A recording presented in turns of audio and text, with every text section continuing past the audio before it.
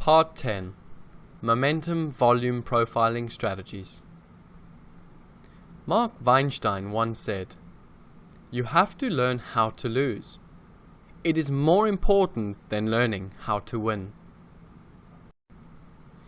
Welcome back to part 10, guys. Obviously, we're going to start part 10 with some theoretical principles, and then we're going to move on to some of our momentum strategies and show you a few characteristics around those, how they work, how you can execute them, make good money out of them, and then obviously I'm going to get to test you again in your playbook as you go and find those strategies. But let's start off, and we're going to start in part 10 with a little bit of theory. I'm going to show you firstly what a pre-open routine of a day trader would look like. Now, as you can see in front of you, this is a routine that you can apply whether you're using volume profiling or not. The important thing is that every single morning, every single day, every day you trade, you need to go through this routine and answer the questions, because by answering this question, you're extracting a lot of objective information from the market. Now, it's this very objectivity that will protect you. It will help you, understand when a certain strategy should be employed and when it shouldn't. It's going to help you to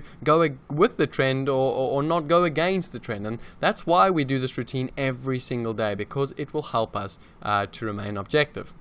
So let's begin. Firstly, you need to ask yourself the question, when you look at any market, what is driving the market? Is it fundamental or is it technical? Now, the very simple premise is that when a market is being driven fundamentally, there is a lot of flow in the market. Technicals are far less important, so volume profiling will become far less effective. However, when the markets are technical, they're obviously it's going to be far better to employ technical type strategies. So that's the first question you ask yourself. Secondly, is there conviction in the move? By conviction, we mean, is there confidence? Is there momentum? Is there high volume? Is there belief in this move? Does the market really believe that prices should either be higher or lower? Then, is there a flight to safety? In other words, when the market is moving risk on or risk off, we get flows that are being allocated across various asset classes. So it's important to understand, is there a genuine move in the market that is occurring because of panic, because of fear, because of maybe political risk, or is it just normal, market moves that are occurring? Then, are there any strong correlations? What do we mean by this?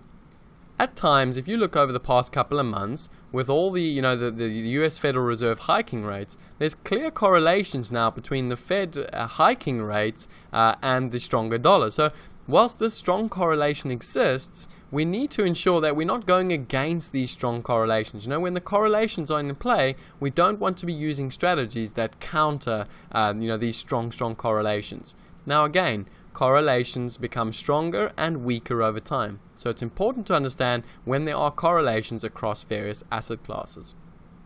The next thing, what is the market condition? Is it trending? Are we in an early, late, or mature phase of trending? Or are we bracketing, moving sideways? What is the inventory of the market? In other words, what is the net position of the market? Are there quite a few longs in the market? Are there quite a few shorts in the market? What kind of longs in the market? Are they longer term, medium term, day traders? Or are they short term? Then, bracketing. How's the market moving? Are we at the top of the bracket? Or are we at the bottom of the bracket? How are we moving between the bracket? Where's the most volatility coming within the bracket? Now, the reason we assess the market conditions is so that we can ensure we're employing our strategies in the right context or conditions of the market. We then want to look at volume and range. What is the volume doing at that point? Is it higher, is it lower? Is it moving higher or is it lower? Is it substantially lower? Again, remember, volume is a relative term. The same thing with the range. Is the range expanding in this market or is it contracting? We then want to answer, where will all various participants, longer term influential participants, be getting involved? This is crucial. Remember, we spoke a lot about these influential participants and how they can initiate moves. So understanding where they're likely to enter is crucial for future market movements. We then go and we determine where are our ideal trade opportunities. Those trades that you look at, you say, I must take this trade. This is of key importance. It's important and imperative to remind yourself of these key trades every single day. They don't come along very often. So by reminding yourself every single day, you will be ready the day that opportunity comes. And most important, you will take advantage of the opportunity the day that comes. Then, what are some of the clues from yesterday's volume profile? What are some of the easy observations that we noted from yesterday's profile? We then have a look at some of the overnight movements. Has there been movement in Asia? Has there been movement in Europe? What are the overnight movements that we can pay attention to that can give us early clues for when our market opens? We'll then work out our opening calls and determine where the markets are going to open versus where they should open, and more important, determine if there is an opportunity. And lastly, we complete our profile metric sheet that I showed you how to do in Module 2. Here is a basic trading profile metric sheet that you would complete once you've done all the other 11 steps as discussed in the previous slide. In the next slide, what I'm going to do is I'm going to take you through each one of these steps, and I'm going to show you how I would apply them to the volume profile before the day begins or before the trading session begins. So some of the things I will discuss with you is, firstly, what is the opening call? What day type did we have on the previous day, and what kind of day type can we expect today? What type of open can we expect? Then, are the markets bracketing or trending? What is the value area location, and what does the value area from the previous day look like? Any control factors in the market like tails, gaps, low volume nodes and high volume nodes? And what are some of the anomalies that could potentially be filled out? I would then develop a hypothesis both in a neutral, bullish and bearish case based on the information provided. This is a very, very basic summary or very basic template that I would complete every single morning before my market opens so that I'm prepared, fully prepared to take on the markets. In the next slide, I'm going to show you an example now of how I apply this template to the marketplace. Welcome to this volume profile trading routine example. The example we're going to talk about, and the example you can see in front of you, is the German Bund 10-year. Now what we're going to do is I'm going to take you through a very basic example of what a typical day trader's profile routine would be. Now the first thing you would want to establish when getting in the morning is what is the opening call of your market, whether that is a European market or a US market. Now the way in which we would do that is we would look at the overnight market. So if we were trading a European session, we would have a look, how the Asian market responded. If we were trading the US session, we would look how the US markets have traded. And if we were trading the Asian session, we would look how the US markets traded. Now, in determining the opening call, some of the key factors you would require is 1, where did the market close on the previous session, and then 2, how did the overnight markets move. Now, based on this opening call, we can then move towards various trade strategies if the market doesn't open where it should. We would then move on and try and observe what the previous day type was. Now, looking at the example provided, we can see that the market had a relatively, sort of almost like a little bit of a trend type day where the market opened and it drove higher, quite a bit of aggressive initiative before forming a distribution. Now, this day type is very indicative of some sort of a potential continuation type pattern on day 2. So by having a look at this, the previous day type, we can then obviously start to formulate a hypothesis for the current day. In terms of our open type, we would then have a look at how the current session has opened in the markets. Now, as you can see, that would be both the K and the L time frame. Now, as you can see in this example, the market opens, it tests a little bit low, almost like an open test, and then it drives higher out of the previous day's value area depicted between the orange lines. Now, this open type is particularly important to interpret and write down, as this is again going to add value to our hypothesis 1 once the cash markets open. We then move on and talk about our, let's write the over test drive.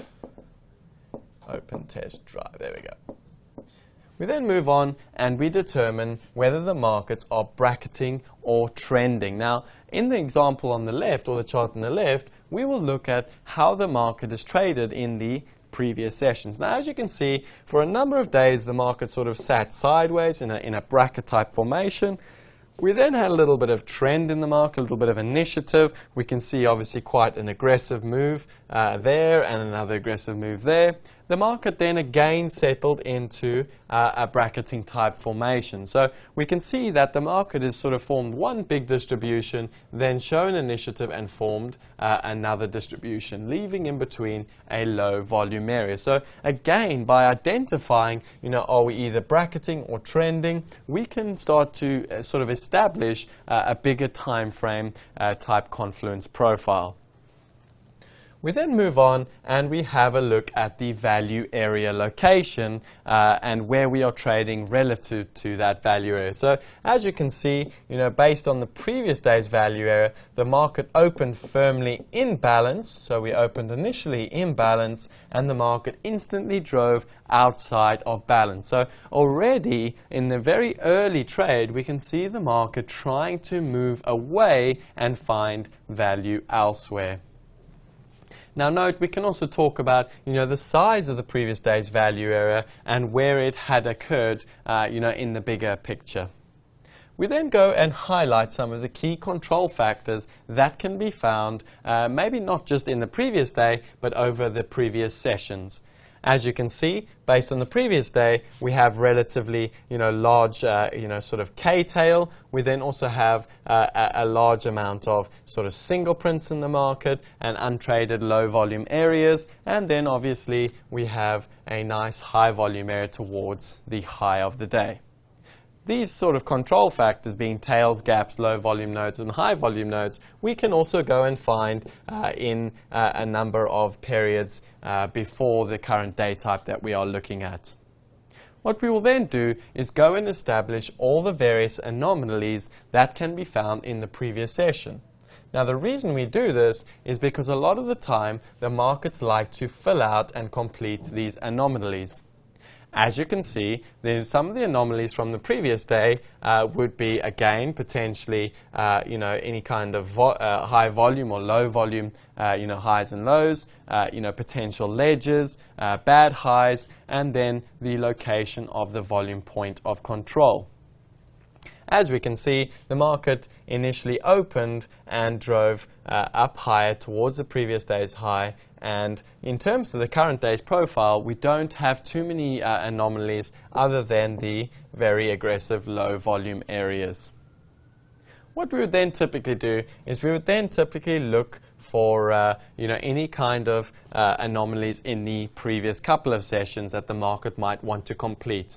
As you can see in the larger of the two charts, we have an untraded or a naked VPOC. And this is just a VPOC that hasn't been traded over a period of time. In other words, a high volume area that wasn't retested. Again, we can also see some high volume nodes there that weren't retested, as well as a whole host of other potential anomalies in the previous days. What we would then look to do is we would then look to go and formulate a daily hypothesis and try and establish a neutral, bullish or bearish type trade strategy. Now, based on the current day's profile, we would look with all the objective information provided in points 1 to 7, we could look to establish some sort of a trade setup whereby if the market opens and holds, in other words, the cash market opens and holds above the previous day's value area high, we'd look for an early retest of the previous day session's high. This would be a very bullish hypothesis number 1. If, however, the market failed to hold that break above the previous day's value area and came back inside the value area as we can see it did, we would then turn far more neutral on the day type. We would also then look if the market then took out the previous day's value area low and continued to hold below their previous day's value area low. There's a high likelihood we have some positioning in the market from the long side, as well as a substantial low volume area that requires filling out, and this would be our bearish hypothesis on the day. This is now how you would basically complete, or this would be a basic trading profile routine that traders would do every single morning, both ahead of the market open and ahead of the cash open. Now don't forget, it's important that you go and establish your own routine. Try and identify the key factors that will add value to your trading before the session begins. Good luck. We spoke back in Module 1 all about edge and how to develop that edge and how important things like process, routine, discipline and patience were. I hope now after that previous slide you can start to understand why it's so important to have such a structured process and routine in place. Having this routine will allow you to have always, first and foremost, an objective understanding of exactly what the market is telling you. Now, before we move on to our strategies, our momentum strategies in part 10, let's talk very briefly about the cash hours. So, the cash, or also as it's known as the pit open, brings a hive of activity as long-term participants look to execute whilst and when the liquidity is high. This means we have a higher volume within the first hour of trade as well as the last hour of trade than at any other point during the trading session. Sometimes the higher volume is accompanied by extreme price movements. The important point to remember is when there is volatility and price response, it means opportunity exists. It's this opportunity we will look to explore with two high probability or three high probability momentum strategies going forward. Now, the important thing to understand is that when the markets officially open and the cash officially opens, this is prime time for big influential players to come into the market and execute the business that is required. What you have to learn to do is differentiate between when that business is likely to move the markets aggressively in one direction or when it's likely to be met by a counter large position. Knowing the difference will stand you in good stead to making extremely good strategy momentum plays early on in your trading day.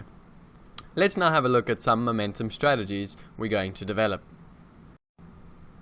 So part 10 has got 4 unique trade strategies that we are going to discuss one by one, a lot like what we did in part 9. Let's first define what momentum means. Now, first and foremost, we look at the time frame players involved. When it comes to momentum strategies, we are most likely to see quite an array of time frame participants, from the algorithms to the day traders to the short-term traders, even the swing traders, as well as potentially some initiative time frame players. So as you can see with momentum players, there tends to be a whole host of players that enter the market. Now, what we have to try and understand is whether or not momentum plays are either driven by initiative or by responsive. What do we mean by that? If there's an initiative play coming into the market or that creates a momentum play, this kind of momentum is the type that we particularly want to pay attention to, because this is the kind of momentum that is unlikely to be countered and will give us maximum output. If, on the other hand, it's responsive type players that are effectively creating a momentum, this is not always necessarily the best opportunity. Why? Because responsive means that, for instance, as prices are moving higher, what's happening is it's actually shorts that are covering their positions that is taking price higher. So this is far more short-lived momentum than what it would be in the case of initiative price response. In terms of the objective or time objective, time is crucial when it comes to momentum strategies. Momentum is exactly that. It's speed and velocity. Therefore, by definition, we shouldn't be spending much time, at the price that we enter the market. So time is a crucial element when it comes to developing your momentum strategies.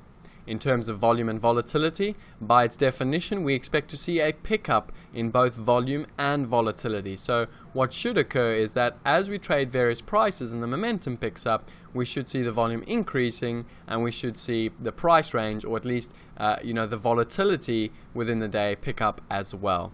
Again, if we do not see this, these are early indicators that maybe the momentum is not as strong as suggested.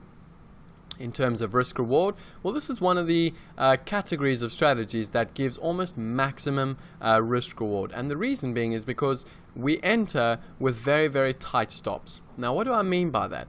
Remember, as we spoke in previous slides, I said a stop is placed where the trade idea is no longer valid. In this instance, momentum is exactly that. The minute the momentum disappears and the market cannot go in the direction of the momentum, we exit the trade. We do not wait. If the market does not move in a momentum response like we expect it to, we merely exit. By having such a tight stop and having almost an open-ended target, this will allow us to take maximum risk-reward opportunity plays. And then momentum. Again, we expect to see a momentum of price. Now, what that means is that we shouldn't really see prices, sitting constant and static for very long. So we want to see a momentum. We want to see sort of almost a flow within the price response as we take out key points and as we enter our key momentum strategies. So these are some of the definitions that you would need to define for your momentum-based strategies. So here are some of the momentum strategies we are going to be discussing in the slides ahead. Firstly, we're going to talk about the open drive. Then we're going to talk about the confluence initial balance breakout. We're then going to move on to the consolidation breakout and finish with a wide initial balance distribution. Each one of these strategies has unique characteristics and unique opportunity. The important thing is that you are able to not only understand these strategies, but more importantly find them in the markets and then hopefully add them to your arsenal of trading strategies. Let's get into it then, and let's start off with the open drive. Welcome to Strategy 3, the first in the series of the momentum trade strategies. Quite possibly my favorite strategy that I've developed, and it's called the open drive. So I've named it the open drive because one, it comes traditionally at the open of a market, and two, it drives and it shows real initiative and intent. And if you're well prepared early on in the session and you're awake and switched on, you can really start your day off to a real good start. And that's why I love the open drive. So let's go through this strategy. I'm going to show you the basic characteristics, the rules, preconditions, how you execute, and some of the things you can expect to see when developing this trade. Now, the imperative thing to understand is, what do we mean by open? Now, what I want to illustrate is there's no exact correct time frame for open, but what I've found traditionally is it tends to be at the beginning of where there's a surge of volume and volatility. Now, the open drive varies across different markets, and I'm going to show you some examples. So the Bund, for instance, would typically do an open drive between 7 and 8 a.m. So we will see an example in a bit, and I will show you what a traditional Bund open drive looks like. In terms of the E-mini S&Ps, this would traditionally come at 2:30 once the cash put session begins. We would then have a look at the oil, and again, there's no exact time for this, but this can come from, potentially in the European session from around 8 a.m. or even in the afternoon session from around 2 p.m. And lastly, the Euro-dollar FX, again, there's no exact time, but traditionally I found this begins somewhere around 8 a.m. when the European markets come into play. Now, the important thing to understand is not necessarily, the exact time. There's no trade strategy is ever exact. What is exact is the characteristics and the principles I'm going to show you about the trade strategy. So when you see those characteristics, you can execute them, and over time, you will start to notice when this open drive occurs and at which time in the various markets. Now, let's get straight into it and talk about the characteristics. So, as you can see in the example of the E-mini S&P, this started at around 2:30 p.m. in the afternoon. Now, what I want to illustrate is the initiative. The initiative is the most important aspect of this trade strategy. And you can see that very early on, the market has shown this initiative, and we've opened up with a K print and an L print and an M print and an N print, and we've moved from 21.14 all the way to 21.36 very early on. Now, that is the single early or biggest clue of the open drive, which is we see the initiative very early on, that initiative tends to be very volatile. We tend to see a lot of volume. And lastly, the range of the open drive tends to almost be 100% of the current daily moving average. So that's the important thing to understand. We do a relatively large range with a lot of volume in a very short space of time, early on in the session. And those are the basic key, fundamentals and characteristics of the open drive. Now, in terms of the reasoning behind why this occurs and why it tends to occur at the beginning of a session is because there is new business that needs to be done. And that's imperative to understanding, this strategy. In other words, someone or a big institution has received an order and they need to execute that order at best price possible. Now, there may be a number of institutions doing the same trade, but the logic is that the market will keep moving until that large order can find some responsive sellers in this example and hopefully get that or utilize that liquidity to fill out the order. The problem that tends to occur, however, is when there isn't sufficient liquidity in the market, we then tend to see the continuation of the open drive play over the course of the day. So that's the key. When you see an open drive, it's important to understand that this can, potentially be the beginning of a trend day, but also more importantly, the initiative tends to hold throughout the current session. Now, imperative to point out, when we talk about preconditions and rules, the opening price is an absolute line in the sand. We should at no point, one, be getting close to that opening price, or two, taking it out. If we do, however, that is showing us that the initiative is not only lost, but also any kind of long positioning from the open could be washed out, and we sometimes do see some very aggressive reversals in the opposite direction. So keep that in the back of your mind whilst developing this trade strategy. Now, in terms of execution, so where does the actual strategy come into play and how can we take advantage of it? So the simple answer is that if you do miss this first initiative, okay, it's not easy to get onto that initial initiative because more often than not, you're probably buying it quite high up. There's probably a little bit of disbelief in what you're seeing.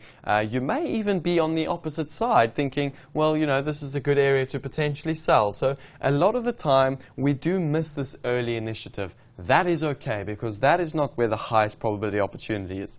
The highest probability opportunity exists on the first pullback. That is the key to developing this strategy, and that is the key to making money out of the open drive. So what I would typically look for is I would measure the length of that initial move, and I would be looking somewhere around the 38.2%. I would be looking for an initiative buyer to re-enter the market. So note what I've said. I don't passively enter the market at 38.2. I allow the market to pull back, and the minute I see any sort of a reloading or a buyer, becoming a little more intentional on that pullback, I then execute very aggressively at market, looking for at least a retest of the previous, or the high of the day, but as well as the extension. In terms of risk, well, once you see that buyer entering, again, you want to measure what is the potential opportunity that you are going to receive. But to make sure I execute this trade well and stay in it with the correct stop, I always position my stop around the 50% of the day. The reason behind this is that I know if I'm getting in roughly somewhere around the 38.2%, that's giving me roughly a 20 or 12%, stop versus the potential for 38% of the move reward. So by that very definition, I am taking on a very good risk-reward strategy, and more importantly, I'm utilizing the objective information the market's giving me and sticking with the short-term trend. So that is the basic premise of how the open drive works. Now, what I'd like to do is, I just want to show you another example of an open drive that we typically see in the German Bund. So this example starts or comes from 7 to 8 a.m. So as you can see by the chart, again, notice a very wide initial balance. Notice the lack of overlap and a really large K-tail. And then once the cash comes in with this imprint, notice how quickly we extend upon the initial range of the day. The market then moves sideways, has a little pullback before we then extend, pullback, extend, pullback, and extend. Now this example is slightly different to the previous as the pullback isn't as deep. So again, note what I said. I'm looking somewhere around the 38.2, but more importantly, the minute I see that buyer, I want to step in and look for longs, looking for the extension to the upside. Again, notice how in this example, had we sort of tried to move our stop up or try to manage this trade instead of sticking to our original 50% of the trade, we would have potentially actually not taken advantage of the continued move to the upside. Also note the difference in this trade, how whilst it did move higher over the rest of the day, it did actually take a little bit longer than the first example. So do bear this in mind when you look at your various open drive strategies. Make sure you take into account the time factor. Make sure you take into account, are you going to trail a stop? All right? Take into account all these different variations when developing the open drive for yourself. The important thing to understand, and the most important, is that when we have a traditional open drive, the market holds that initiative throughout the period of the session. Let's now go into our replay functionality, and I can show you, with the live market, how you can execute and get and help you manage to get the timing, perfected on the open drive strategy. Welcome to the replay series, and we're back for strategy 3, the open drive, which is the first of the strategies within our momentum strategy series. Now, this is quite easily my favorite of the strategies that you find, and there's a number of reasons. I think the most important that when we see the open drive, no matter which market it comes in, it tends to give us opportunity throughout the course of the day. And the reason is because an open drive, by definition, is an initiative play. It's a momentum play that the market's showing us. Now, just a few things to bear in mind before we actually get into the replay. The context. Where do you find this, this open drive? Where does it likely occur? Well, first and foremost, the open drive exists in every single market. Now, if you look a little bit about the history of the open drive, it's nothing more than where participants they're fresh out from from the night, and they've had a lot of time to assess strategies, assess various risk, and they've come in with a sort of a preconceived plan. They've really thought about what they want to execute, how they want to execute, but most importantly, they want to do it off the gun. They want to, as soon as that market opens, they want to initiate. Whether that's because they fear they may miss out, whether it's for fear that there may be other participants doing the trade, that is irrelevant. What's relevant is that it happens straight away as soon as the markets open. Now, this play does occur, as I said, it occurs both in the bonds. This will typically be, if you're looking at the German bonds or the European bonds, it'll occur either 7 a.m. or 8 a.m. If you're looking at the U.S. equities, the S&P or the Dow or the Nasdaq, this will tend to occur around about the cash open. The oil will be the same at the pit open, and the Euro-dollar FX will tend to occur around about the European cash open. So this play exists in a number of markets, and as I showed you the two examples, both the E-mini S&P and the one you've got in front of you, which is the German Bund, this play is really fantastic. Make sure you spend a lot of time finding this setup and implementing into your playbook. Now, let's just talk about where you can likely find it. Now, some of the places I've always tended to find this is that sometimes when a market opens around key support and resistance, so maybe the day before the market's traded or advertised various prices where bigger bigger, more influential players feel that this is a good area to get involved, whether it's by support and resistance. Then in terms of the same with trend lines, so a lot of the time maybe a market, it closes the day, it looks very aggressive, where it almost feels like it's the end game and we're about to see huge trend lines being taken out. The next day you find this open drive happen straight from the open. Then also when we have really big yield levels in the market, particularly for the bond markets, and also when we have huge risk events out of the way. Now, this is something we've started to see a lot over the recent years, is whereby the market opens either a lot higher or a lot lower because there's new fundamentals, or a risk event is out of the way, like an election, and all of a sudden we see an open drive in the opposite direction. Again, note, what's important is not necessarily the reason that creates the open drive, but rather the open drive itself.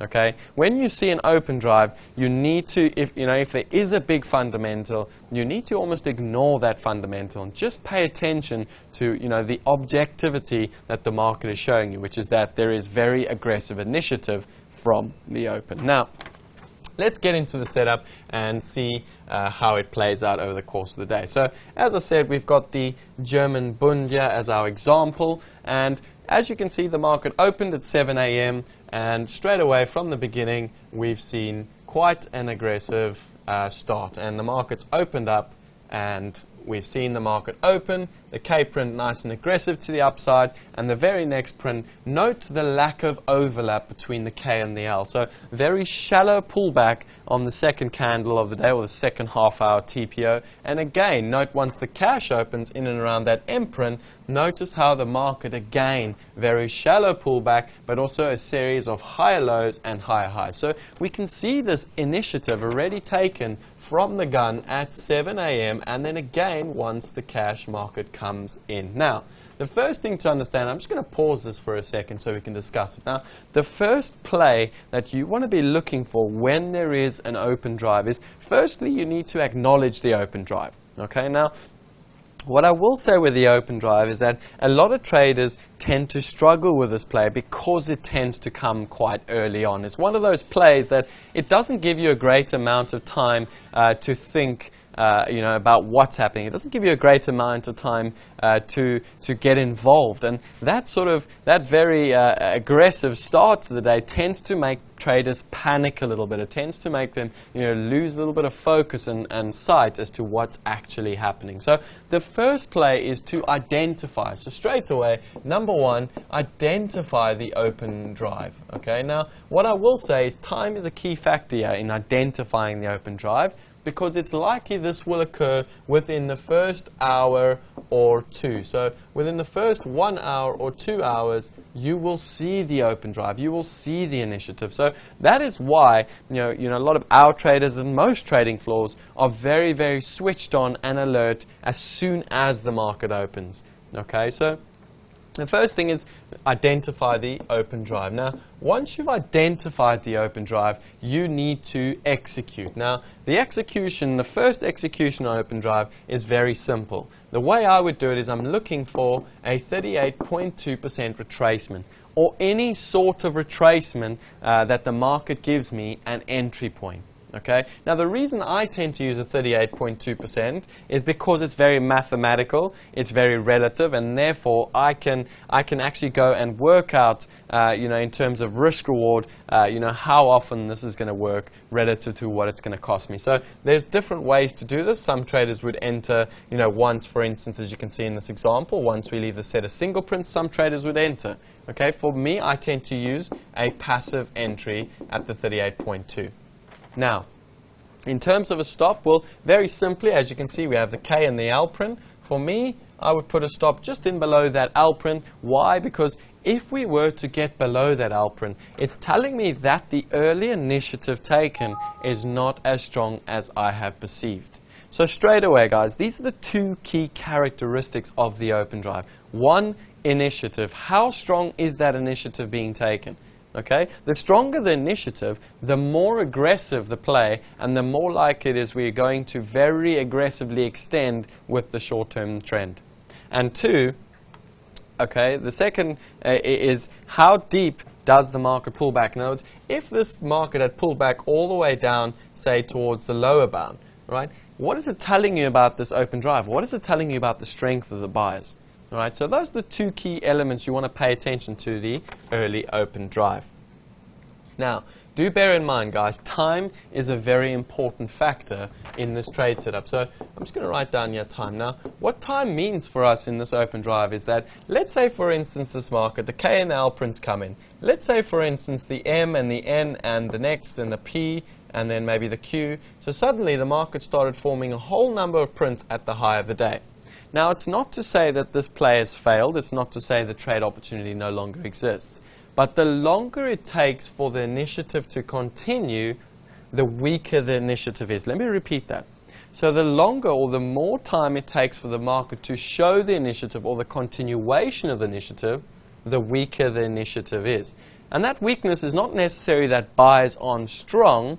It just means that buyers' initiative is being met with responsive sell-side action. Remember, if there are sellers selling and we're wanting prices to go higher, they won't go high. They'll only go high so long as the sellers are not responding to higher prices. So that is how we use time in this trade setup. Now, let's play this through, and I'm going to go through some of the characteristics and the execution style with you. So, note, we were looking for entry point in and around that 160 area, just above that 160 area. Note again how we spoke about, we're looking for time in terms of the extension. So as you can see here, the market, the cash opened, very quickly took out the initial balance high, and we can see now the market is starting to spend a little bit of time distributing above the initial balance. Okay, so again, note what we said here. We got 4 TPOs, so almost 2 hours of trade that was distributing, telling us that maybe the initiative was not as strong as expected. And as a result, note how the Q print came back and actually gave us a relatively nice pullback opportunity. Now again, remember, when you have an open drive, you're looking to constantly initiate in the direction of the short-term trend. So the minute you see an open drive, you need to write somewhere on your trade paper, somewhere down there, you need to write, I do not want to be going counter trend today. Okay, when you see an open drive, that is a day type you do not want to fade. You only want to be looking for momentum type plays. Okay, so first, straight away, we can identify the market's got a whole bunch of single prints there. Again, we saw the Q print try and come in and fill those single prints and failed. Now remember, we said single prints indicate to us initiative. They indicate to us almost failure to hold or to manage to fill in the anomaly. Now, as we can see, the market's trying to come in again on the T print, trying to fill in those single prints, again failing. Okay, so what we're looking for now is whether or not, if these single prints get filled, whether or not or how low the market wants to move. Now, what we're looking for again is any buy-side opportunity so long as the open drive tail holds. Now again, don't forget also, we said the key point within an open drive is the opening price. We should not be taking out the opening price. If we take out the opening price, remember, we have an opportunity to the downside as a flood of stops are likely to be triggered. Again, also, don't forget, the more we eat into this tail, the more we can, prices drift down into this open tail, the less initiative or the less amount of strength that is being shown about the buys. So what we can see here is notice how not only is the market holding on to its tail, but it's also now holding on to the single prints and, more importantly, forming a higher distribution. So what you can see is that if we're sitting in and around buying the Q prints, buying the U prints, buying the T prints, buying the X prints, okay, now potentially also buying in and around these Y prints, notice how the market is not punishing you for being long. In essence, it's actually rewarding you every single time for going long. It's rewarding you with potential upside. And that's the clue. That's why we watch back this strategy, because you can very clearly see if you were a buyer on this day type, it's been a relatively easy day for you. It doesn't matter, you might have even executed badly, might have executed somewhere around this area, but how much risk have you taken executing at that area versus how much potential you could have made executing at that area? So the important thing to understand is execution is important, but the principle first and foremost is the most important thing, because if we get the principle right, we can then afford to spend time developing or getting better at our execution. So note again, note how the Y print, the single prints have now filled, but note how quickly the market again rejected and navigated away from that area, protecting the buying tail and the open drive. And then again, note the extension of the B print. So that's pretty much our open drive, guys. It's a very, very simple but highly effective trade strategy. And it's effective because, one, we get the early initiative. Now, all I want to finish off by talking about is, in terms of the management of this trade, this is a key thing to talk about. A lot of traders tend to panic with the management. They tend to, almost execute too aggressively and lose their heads. And the reason is that what we see here on the initial drive is a really big move. The market moves, say, 40 prices in a straight line. Now, traders are not used to seeing 40 ticks in a straight line. So when it occurs very quickly, traders tend to have this little bit of a fear that they've maybe missed out on something. They've missed out on the only potential opportunity of the day. And all of a sudden, instead of noticing and objectively looking at the market, they suddenly say to themselves, well, this has gone too fast, let me start selling. And then all of a sudden the market goes higher, and what do? They're still selling, and they're still selling. And the problem is that the market it's not punishing shorts aggressively, but it's not paying shorts easily. So a trader can manage to sit shorting the whole day without objectively looking at the market, which is telling them, actually, the easy money is to be a buyer today, not to be a seller. So that's the important thing with regards to this trade, is do not panic. Don't, if you manage this trade, do not panic into the trade. Why? Because notice the M print, the cash opens, it gives you a chance. Notice the Q print, it gives you a chance. The U print, the Y print, the Z print. The market has given you 5 individual opportunities in this one market throughout the period of the day. You didn't have to sell this market once today to be successful. That is the key to the setup. That is the key to the open drive. Don't forget, the open drive exists in any market. That can be not just, futures markets. You can find the open drive in equities markets, because the basic understanding is that initiative is taken early on. That concludes then our strategy 3, the open drive. My personal favorite strategy. Spend some time developing and finding the strategy, not just in the bonds, not just in the equities. Look for it in the currencies, look for it in the oil and the gold. You will find the strategy exists everywhere.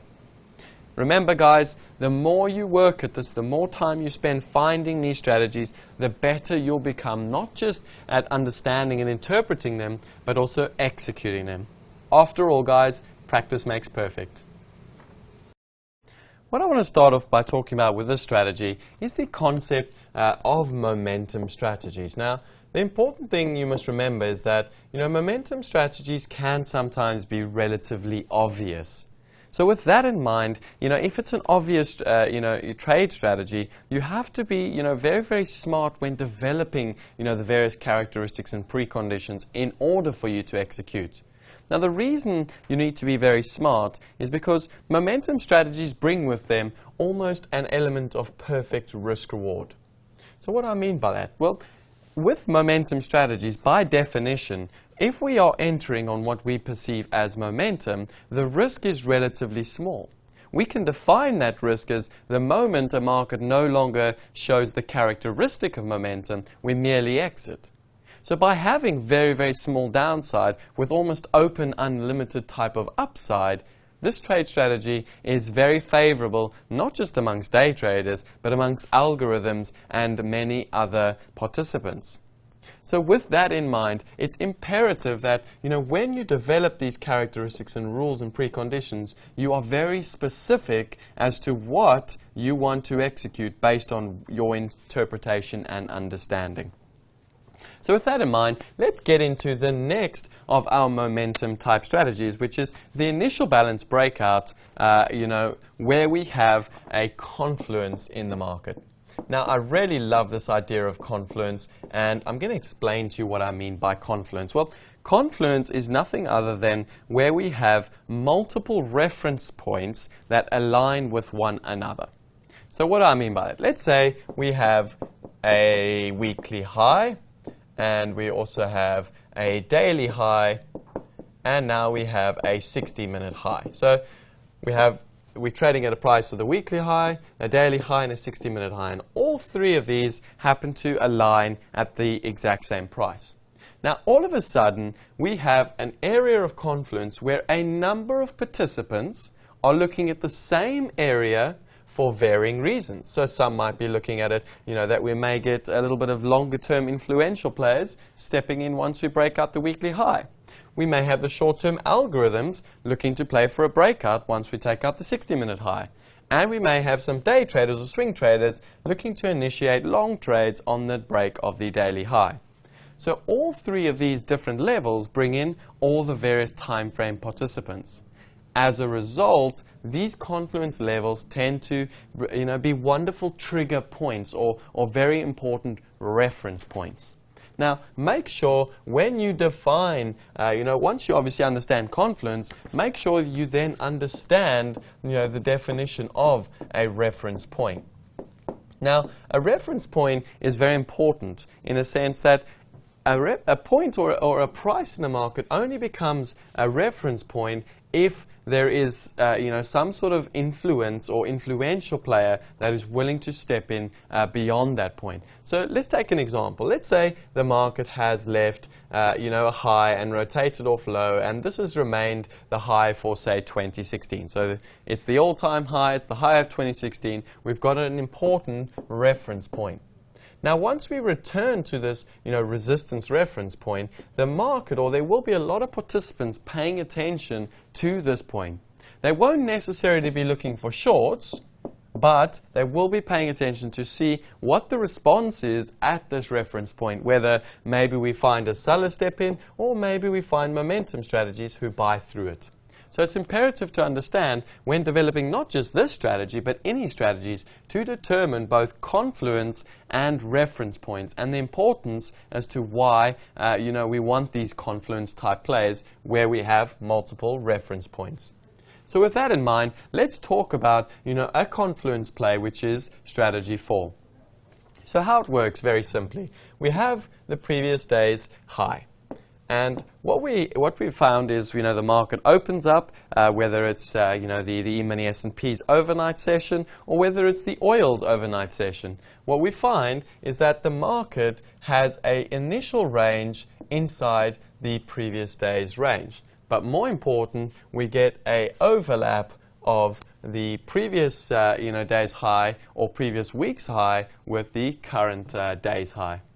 What then happens is once the cash market comes in, we then see an initiative move for a break of the confluence reference point. And it's that break of the confluence reference point that brings with it momentum. Now, note, we've defined the very basic characteristics of this trade setup. We're looking for an initial range to be overlapping or to have an overlapping confluence reference point with the previous day, or even, as in this example provided, the previous week or even month. So when you see this trade strategy, the preconditions are very, very easy to determine. Now, the rules are simple. We are looking for momentum upon the break of that reference point. We expect to see the following on the break. We want to see 1, volume. We want to see 2, volatility. We want to see 3, momentum plus initiative. So we want to see a shift, as we take out in this example, we want to see a shift from maybe two-way trade to very one-directional buy-side trade only.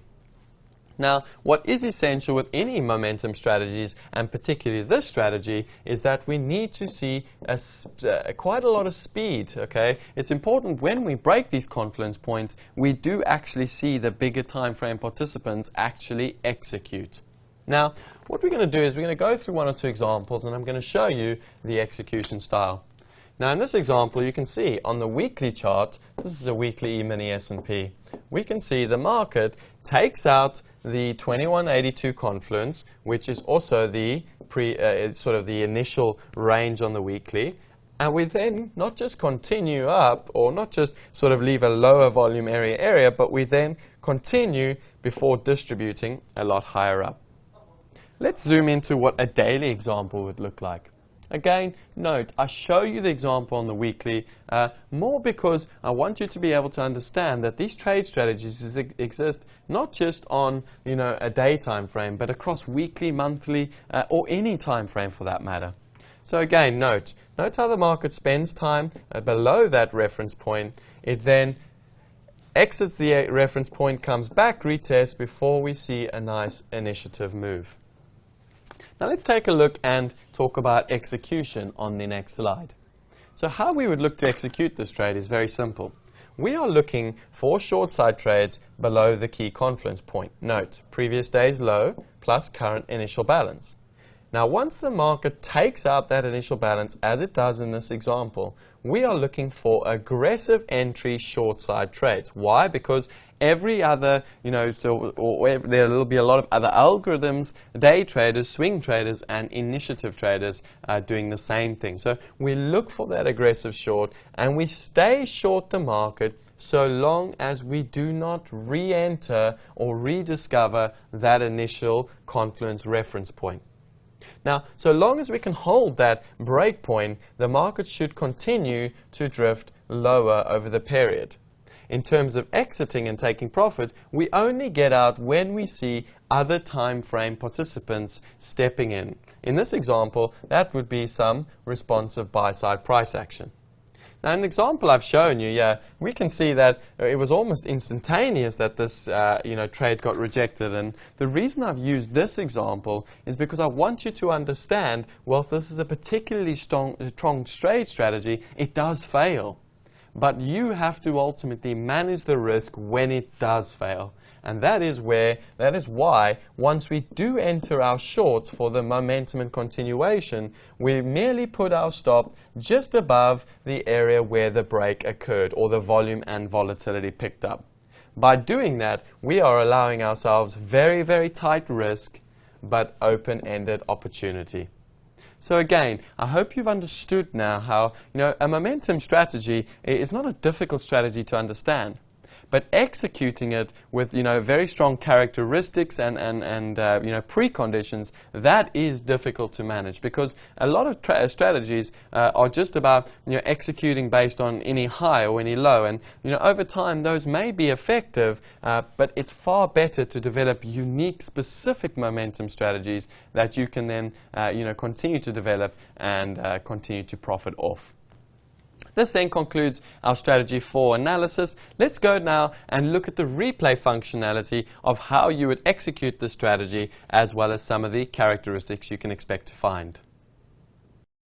Welcome back now to the replay series for the 4th of our 11 unique strategies, where we're going to talk about the confluence initial balance breakout. Now, before we move on to the actual trade setup and get going with the setup, let's just discuss what we mean by confluence. So confluence is nothing more than when we have overlapping reference points. Now, the important thing to understand about a reference point is that a reference point is not a level. It's not an area in a market whereby longer term players or short term players will initiate. A reference point is the point in the market which we reference in order to execute various positions. So, take for example, we're nearing a double top in the yield markets or the bond markets, and we can see over the course of the year this market keeps respecting. So this is a reference point whereby buyers are reluctant to buy higher prices and they back off and therefore sell out, and sellers are willing to initiate shorts. Why? Because there's a lack of commitment. So buyers and sellers both reference this point in the market as a very interesting point to focus on. Now, once we take out that reference point, we will then begin to see various different time frame participants being brought into the market, being forced to respond to the change in prices. Now, when we have an overlap of these reference points, we want to pay particular attention, and there's a number of reasons why. First and foremost, remember what I said. A reference point is the point in the market whereby it brings various time frame participants, whether it's long-term influential time frame participants, whether it's short-term algorithmic participants. It brings a lot of participants into the market. So if we have one or two or three different reference points, we're going to have loads, if not all the different time frame participants participating at that point in the market. And that is why confluence points or a confluence play work particularly well, because there's a lot of different time frame participants all getting involved. So this is the second of our momentum strategies, and let's get into it and we can discuss why. Now, what we spoke about in some of the slides was we spoke about two different types of confluence plays. Now, there exists many different confluence plays. What's important is to understand the concept of confluence. So the two we spoke about was, firstly, the initial example we had was actually a weekly confluence play where we had the E-mini S&Ps on a weekly chart, and we spoke about how almost day one we sat within the previous week's range but formed a double top. And then on day two, we started to see initiation, various different time frames enter the market, and the market started to drift higher with the trend. So that was our first confluence play or confluence initial balance breakout play that we spoke about. And the second one we spoke about was the one we're going to discuss here. Now, just to paint a little bit of context, on the previous day, we just had a mere normal distribution day, and the market formed a low, and we then opened up somewhere in around the middle of that range, and the initial balance initially double bottomed with the previous day's low. So let's get into the strategy now and have a look how it played out over the course of the day. So as you can see, the market opens up and trading well inside the previous day's range. We can see that is now our key pivot. Remember, we spoke, that is our confluence point in the market. So key point there, as we can see, sorry, that's not the confluence point. Down here, 161.70, that is our confluence point. So the M cash print opens up, that's the cash market. Remember what we said is we're looking for stops below that key confluence point. So we're looking for longer term time frame participants to step into the market. Now, as you can see, so the market comes and it breaks that 161.70, trades straight down to 161.35 area. So a nice quick move. Now note, in 30 minutes, what we did. In 30 minutes, we did effectively double the range that we had on the day. So as you can see, quite an aggressive early move. Now, let's just pause this quickly and just assess what actually has occurred. So, first and foremost, we said with the confluence play, or again, note, I'm using the initial balance here as my secondary confluence. The important thing to understand is that confluence can be any number of reference points. Remember, confluence is just where we have multiple reference points. Okay, in the example I'm showing you, I'm leaning on the previous day's low, which is at 161.70, as well as, obviously, the initial balance low. Now, the first thing we spoke about is once we see the confluence in play, we want to then look for momentum type strategies, which in this case is looking for short side trades on the break of that initial balance low. And note how quickly within 15 to 20 minutes we very quickly got paid out on that momentum play. So in terms of the characteristics, what we want to look for is the volume plus the volatility. So we want to see volume and volatility expansion, which is exactly what we've seen as the cash market or the M print has opened up. More importantly, because it's a momentum type play, time is a very key element with a strategy, all right? It shouldn't take long for the market to tell you whether or not you're wrong or right. Now note, if this is a key point, if we have referenced this confluence area in the market, as a key point, we should see long time frame participants initiating. Short time, we should see a lot of initiation in and around this 161.70 area, and it's that initiation which has created the downside opportunity, and that is why we're focusing on this play. So the minute you see this play not play out in that manner, the minute you see the market maybe not be as aggressive as it is in this instance, that is the key, guys. That is what you want to pay attention to with regards to this setup. Now, the second thing to pay attention to is that once we take out that key confluence area that we've spoken about, there are naturally going to be short-term shorts in the market. So there are currently shorts, or the positioning of the market is net short below that 161.70. So that's important to understanding this confluence play, because what we should in theory see with regards to this play is one of two things.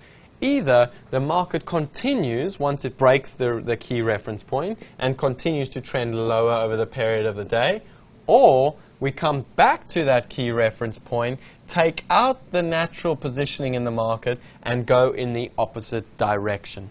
So there's our two plays, guys. First and foremost, we're looking for the short on the break of the reference point, looking for momentum and initiative once we take out the confluence area. However, if we continue to hold that confluence area, the market should continue with the short-term trend. If it does not, that key break becomes a very important area because of the short positioning in this example that we've just seen.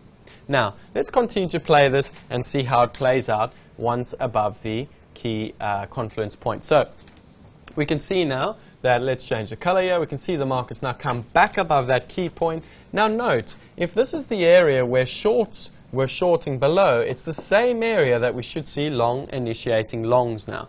So what we're looking for once this market comes back above is we should be looking to initiate longs above that 160.170. And as we can see with the N print and then the P print and the Q print, we can see the unwind of that short positioning, and we can see how aggressively, again, notice how the pickup in volatility occurs as prices are moving higher. Why? Because we're seeing shorts having to pay up at higher and higher prices. Note, once all those shorts are out the market and the positioning returns to more neutral, we should start to see that market flatten out a little bit and begin to distribute for the remainder of the day. So it's very simple. We're looking for shorts initially on the break of the reference point. If we cannot hold that level, we're looking for an unwind of that positioning as the reference point no longer holds. If we get a retest of that area where the shorts unwound, that should now hold as initial support. Why? Because resistance turns to support. So let's see how this plays out now for the rest of the day. Note, those are the two key sort of trade setups or trade strategies we're looking for in and around that confluence point, and then as well as support and turning to, or resistance turning to support. So that would have been our resistance, that would have been our support. Now note how the market is actually, over the latter end of the day or the latter end of the session, starting to form a little bit of a distribution higher.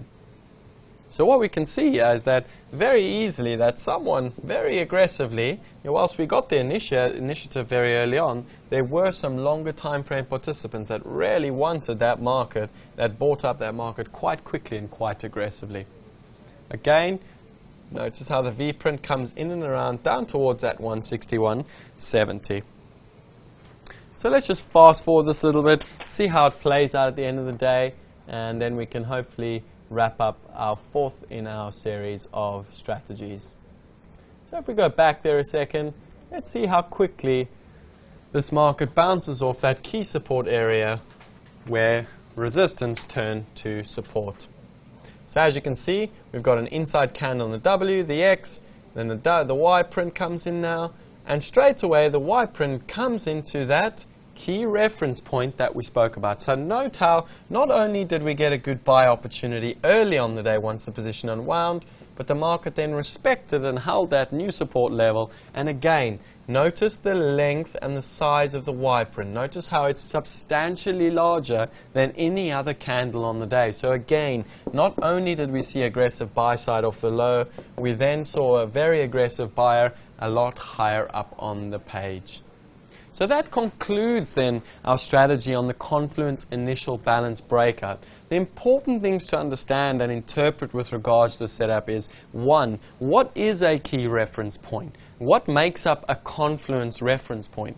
Any point in a market whereby we're likely to see a number or a whole host of reasons that multiple time frame participants will enter the market, that becomes a confluence area.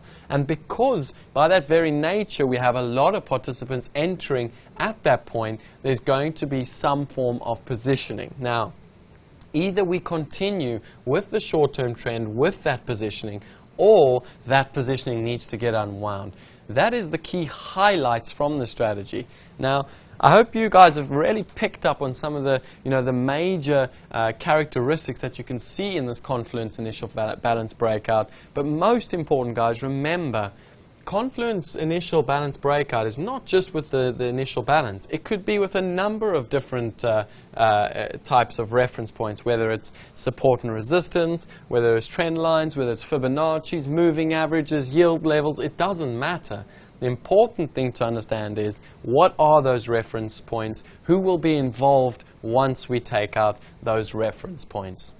That concludes then our strategy 4. Make sure you guys go back and find these strategies. Look for them in the mini S&Ps, look for them in the Eurodollars, in the oil, look for them in any market, because they exist across a whole host of markets. Don't forget, guys, practice makes perfect. We're now going to talk about strategy 5, which is the third of our momentum strategies, and this is the consolidation breakout.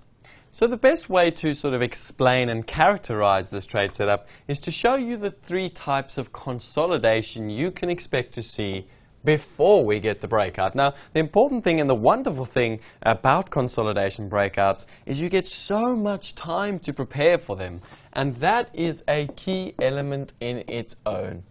I'm going to create a rule and set a rule from you so early on. Never preempt.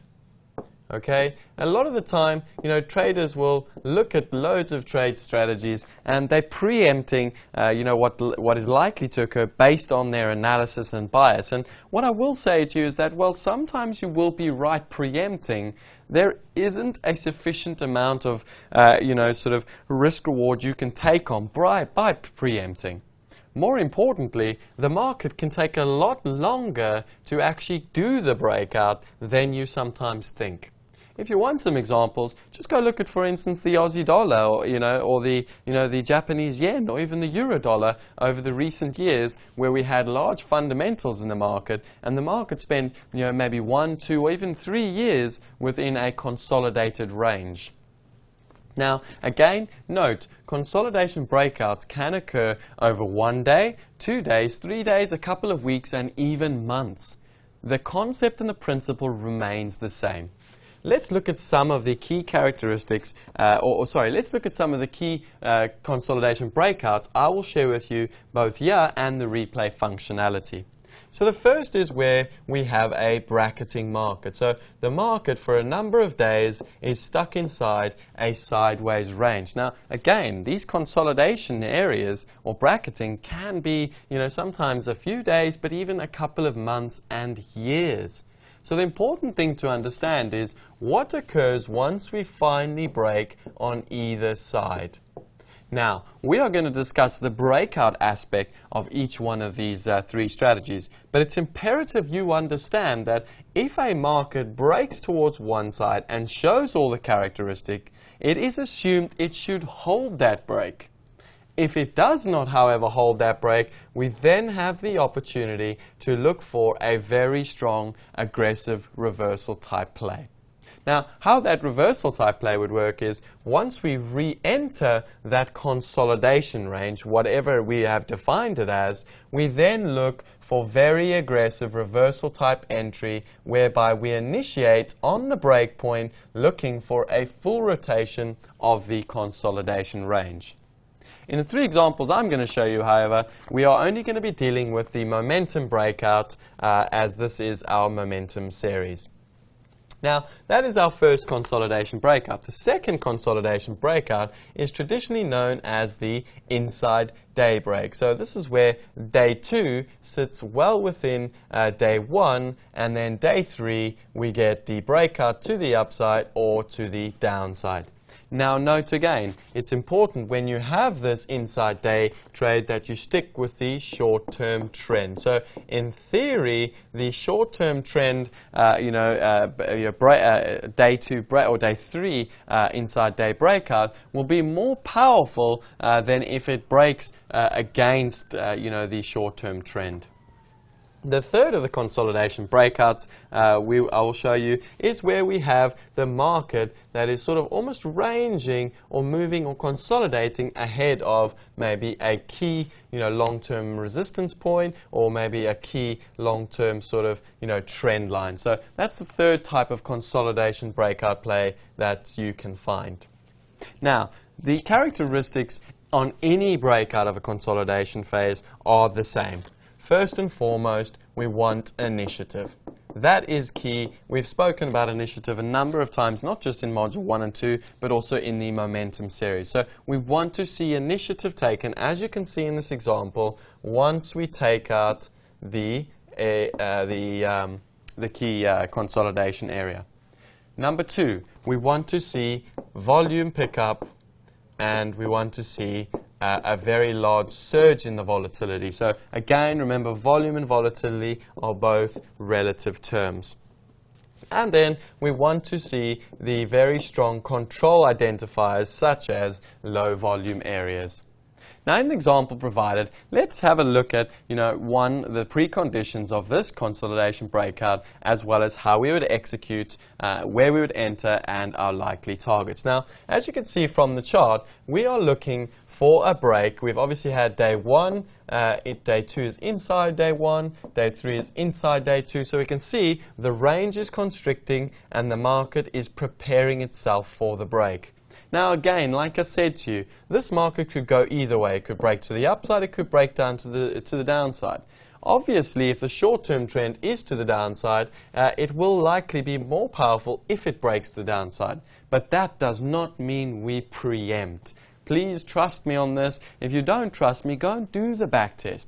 Preempting does not give you the additional amount of reward that you are taking on, in the event that it does fail. So you can take this trade on 3 or 4 or 5 times, and you're likely going to get stopped out, and all those losses you would have taken will never justify any kind of potential reward you would get from preempting. Remember, guys, it's all about timing when it comes to developing your strategies and developing the highest probability outcomes, that will make you profitable at the end of the day. So the key is we wait for the break. By waiting for the break, we can manage the most important thing, which is risk. In other words, by the definition, a momentum play has got minimum risk and maximum upside. Now, what we want to talk about is we are entering once we see that initiative. So we can see the market showing some very early initiative. It then takes out, in this example of the oil, it takes out the previous day's low before distributing quite aggressively, as we see the initiative break. Now, the important thing to look at in terms of this is once we see that initiative, we're looking for short side trades only with a stop above the point where the initiative is taken. In terms of target, remember what I said to you, we have maximum upside. Now, in this, when you have these consolidation breaks, there's a general rule of thumb. The bigger the consolidation area and the longer it's taken its time to form. In other words, a consolidation area of 3 days versus one of, say, 6 months. In the example of 3 days, you want to, you want to be looking for a smaller target than in the example of a 6 months. And the reason is simple. When a market has waited this long for a long-term break, we're likely to see much larger influential participants enter the market, which will almost exacerbate the move to some extent. Now, as you can see in this example, after 4 days, we initially got nice aggressive short side opportunity and the market continued to move lower. Now, the important thing to understand is we have a stop in place, but in terms of a target, we need to stay in this trade until such a point that the market tells us that the initiative is no longer there. So long as the market keeps showing initiative as it's moving in our favor, we do not want to get out. If, for example, in this instance, the market came back and started to fill out these areas, we can then look to take some profit and exit this trade, locking in some profit. So again, when you have these initiative moves on the consolidation breakout, we exit not when we feel comfortable, not when the profit is enough, but we exit when some other time frame participants respond to the prices being advertised. Let's have a look now at some of what the other consolidation breakouts would look at and that you can expect to see. So the second in our example is this is obviously the breakdown of the oil again, and just note the initiative. Notice how we saw the initiative and the market came back and gave us almost a picture perfect entry. Now what I will say again as a rule of thumb, remember, and this is something to point out, the market will always reward he who is patient enough to not get over anxious. Now what I mean by that is what you typically find on these big consolidation breakouts is that because everyone is seeing the same thing, because participants have had a long time to sort of develop an idea as to how they're going to execute this opportunity, we tend to find people who miss the early move get involved and short in some very bad areas, almost an anxious type entry. And it's this anxiety that ultimately allows the market to come back and give us the picture perfect entry. What I will say, in my experience as a trader, is that more often than not, the market will always give you that one opportunity. But the question is, if you have been over anxious and you've sort of been muddled in your approach and your strategy, you probably won't be able to take advantage of that one golden opportunity. So be patient on entry, and once you do enter, don't give up that position without a very strong fight. Take the risk on the strategy, because remember, we've got minimum risk and we've got maximum upside. Okay, so let's move to another example. This is our second of our consolidation day types. This is the E-mini S&P 500. As you can see again, we have the inside day, so there's our day one. There's our day two with the inside day. And now note the tail. So again, in this example, we had a nice little K tail or a buying tail or a reference buying point. And notice how once the market took out that reference point, we started to see some single prints and initiative as well as a low volume area. The market obviously had its initial move, came all the way back, and what did it give us? It gave us the picture perfect textbook entry. But only if we didn't sit there and execute yeah, and yeah. Again, let's look at our third example of a consolidation breakout. So this is the previous example. So as you can see, we had the initiative and the market pulled back and gave us the opportunity. Equally, we had the initiative and we could have even entered on the X, leaving the low volume area after we made the break of the key level. Let's now move on to our replay series, and let's go have a look at what some typical distribution breakout examples would look like.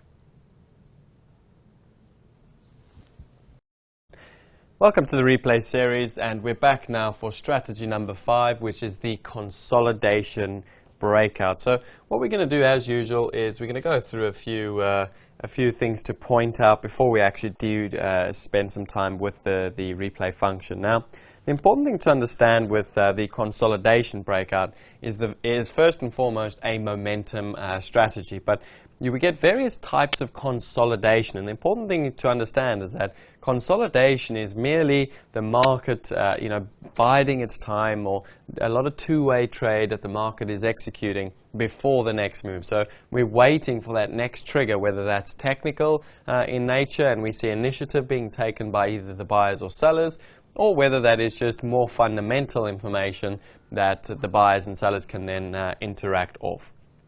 Now, some of the types of consolidation areas we've spoken about in previous slides would be as follows. So the first would be when we have a market that is what we would say coiling. So we would get sort of a daily distribution like that, and then a second day like that, and a third day like that, where we get constant overlap between, not just, where the market perceives fair value to be, but where the market, in terms of trading price, we get this constant overlap, and we're trading within each day's range, day after day after day. So that would be the first type of consolidation we could get. And we saw this example, as we spoke about previously, we saw this example in the oil market not too long ago. Now, the second type of consolidation, which is also known as the inside day, is where we have just merely, that would be our day one, and our day two would then be inside the previous day. Now, again, this is also a form of consolidation. It's not as powerful as the first example, simply because there's not that much energy that's been coiled up, as in the first example, but it is still a very important trade setup and consolidation pattern, as it does bring pretty good opportunities. And then the third type of consolidation is where we have a lot of overlapping trade in and around a key support area. Now, note this doesn't have to necessarily be inside candles or within the previous day's range, but we do need to see a lot of consolidation, either around key resistance or around key support, or even maybe a trend line or some longer run areas that the market's paying attention to. So those are the three types of consolidation that we spoke about. Now, the important thing to understand is that when we have this consolidation, we then need to be prepping ourselves for the breakout. Now, a breakout in essence it's a very patient trade setup, and timing is absolutely crucial to the breakout. So some of the key characteristics to pay attention when we go through this example are the things like, for instance, volume, the volatility, the momentum. So we're just going to write momentum there, and then obviously the low volume areas and single print. So those are some of the key things you want to pay attention to as we go through the example ahead. So let's click the play button and see what happens. Now, the first thing to point out is the context of the previous day. Now, the context of what we were seeing in this market would be we've effectively had an inside day, so this would be day one. Day two, we had a higher low with a nice buying tail, so a very key little low there. And day three, suddenly we've opened up in and around this point. Now, what we're looking for is we're looking for a break of this tail buying day, but then also two, the lower bound of the day one. So we've got a day one there, day two, and we're currently sitting on day three. Now, important levels to watch out for, the important areas, is this 21.15.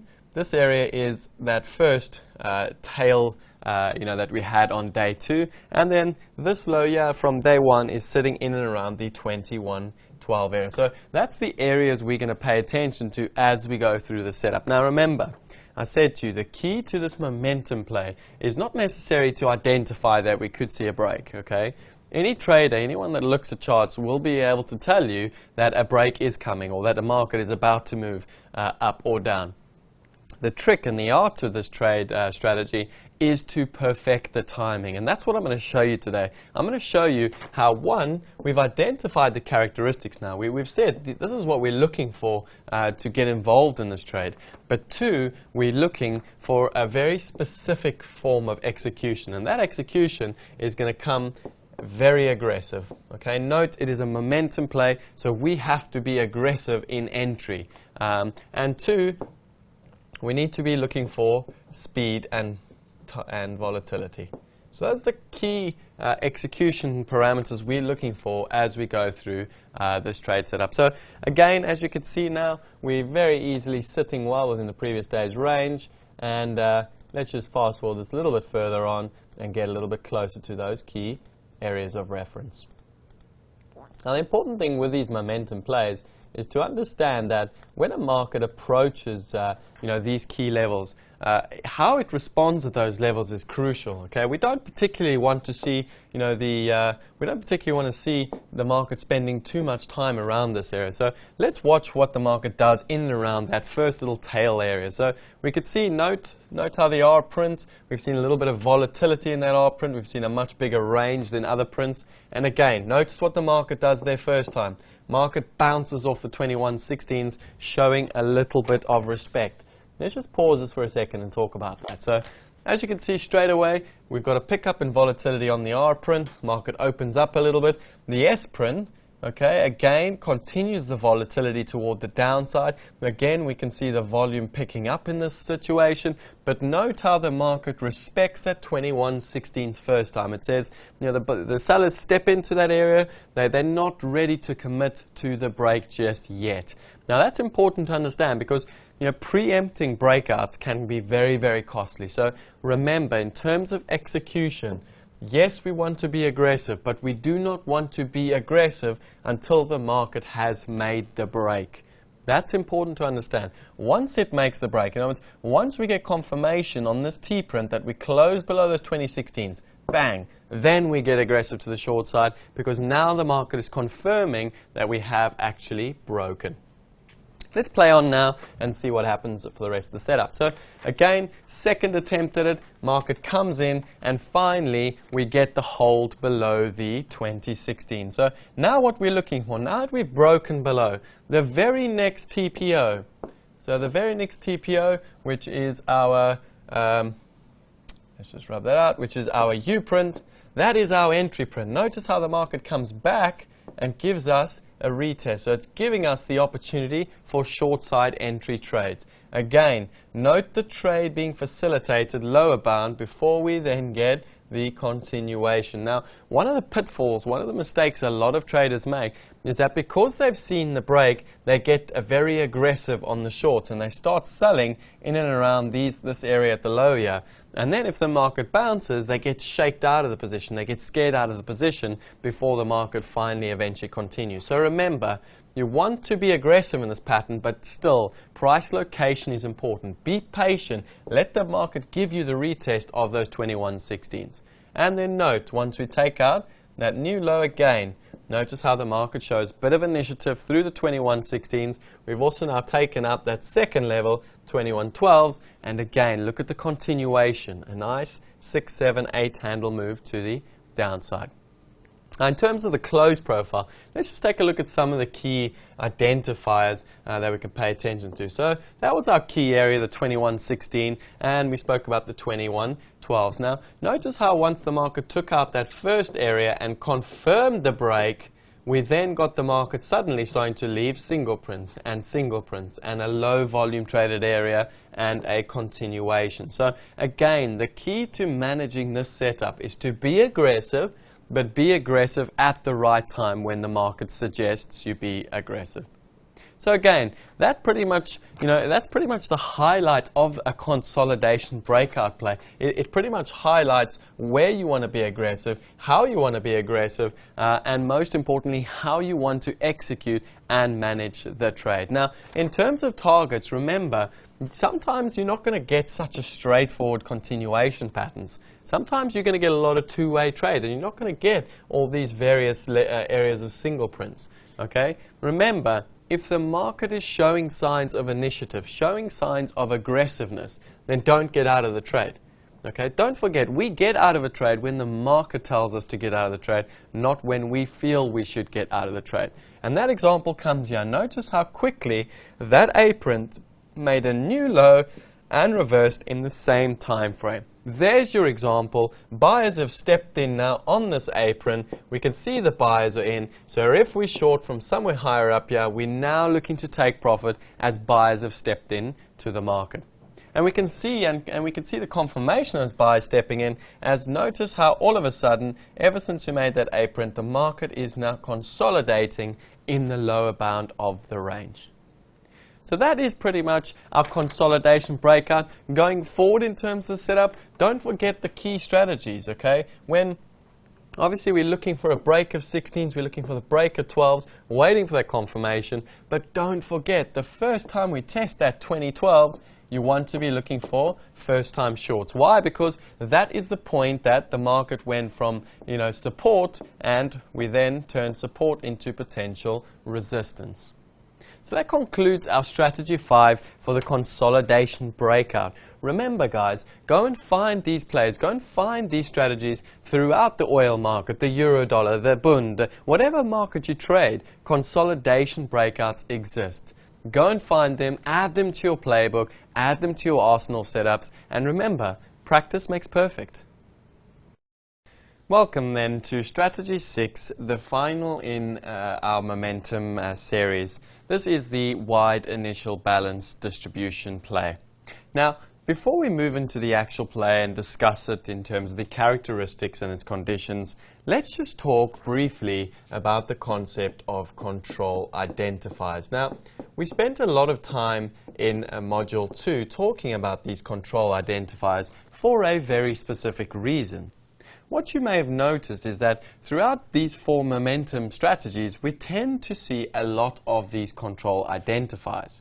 Now, some of those control identifiers are single prints, low volume areas, tails, volatility, where we have range expansion, the one-time framing, and lastly, engulfing TPOs. Now, it's important that you always sort of make a note as you're trading throughout the day if you ever see any of these control identifiers. And the reason is that these control identifiers are showing us a shift in the manner in which buyers and sellers are interacting with one another. When you see these control identifiers, it's most likely they are presenting potential trade opportunities. With that in mind, let's now move on to the wide initial balance distribution trade setup. Now, where we begin with this is firstly with the definition of the word wide. What I will say is this is very much a relative term. So what you need to understand about this trade strategy is you need to know what is the average current range of early trade. Now, there's a number of ways in which you can do this. One, I have a tendency to use just a simple moving average of a desired time within each market. So, for instance, in the Bund, I can tell you what the average range is between 7 and 8 a.m. In the E-mini S&Ps, I can tell you what the average range is from 11 p.m. at night till 2:30 p.m. and so forth and so forth. Now, by knowing what the average range is within these time frames, I can see when there is a relatively wide initial range within the market. Now, when I see these initial ranges being particularly wide, there are 2 types of trade strategies that exist. And they look as follows. The first is we have the wide initial range. The market then has a volatile range within that wide initial range for the remainder of the period. So we see the market sort of having an attempt to extend on the aggressive high, failing, rolling over, and attempting to extend along the low, failing, and continuously moving within a very wide volatile range over the period of the day. The second example is where we have a wide initial balance. The market attempts the extension with the direction of the short-term trend, fails, comes back inside, and merely just distributes for the rest of the day within a range. Now, you should straight away notice that in the first example, we tend to get a very volatile range within the entire range, whereas in the second example, we merely just test one's extreme and then range within the top half or bottom half for the remainder of the session. Now, in terms of the trade opportunity, it's important before we show you the trade opportunity to understand why this wide initial balance actually occurs so that you can then understand how you are supposed to take risk on this trade strategy. So the reasons why it does occur can be a number. Firstly, it could be for fundamental reasons. So let's say overnight new fundamental news hits the market and the market opens and moves very aggressively in one direction. It could also be for technical reasons. So the market may open beyond a key technical level, and as a result, we have a lot of stops being initiated on the open. It could also be because there is early initiative taken. So we see long-term time frame participants entering very early in the market to get business done. Now, the important thing to understand in all three of these examples is the reason the market fails to, as it shows initiative early on, but the reason it continues to, or fails to continue with that initiative is simply because of the relative change. Now, as a basic example, let's say, for instance, the oil market opens and gaps up $3 on the overnight session. Now, this relative change could be anything from, say, 4 to 5 to 6% change in early trade. Now, as a result of the very aggressive shift in relative value, this means that it's very difficult to expect further initiative over the period of that day. And more often than not, that is why we tend to distribute, as I'll show you in the trade strategy. So what is the trade strategy? Well, it's simple. As you can see in the example on your right, this is the second of the two. Now, what occurs here is we can see the very wide initial balance early on. Now, note this is roughly 10 handles in the E-mini S&P.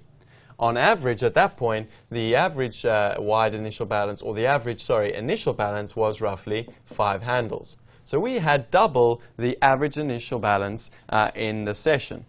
Now, as you can see, the market, or the cash session, then opened up. It then attempted the extension lower before then settling into a range for the remainder of the day.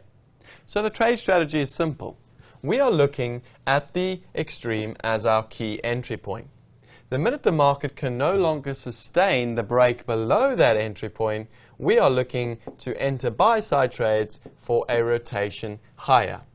Now, remember I said to you in these two examples, the one is slightly easier than the other, and the reason is very simple. In this example, which is the harder of the two, whilst we still want to take the buy trade, we can see that the relative reward that we're going to receive for being right is relatively skewed to the risk we're going to have to take. What do I mean?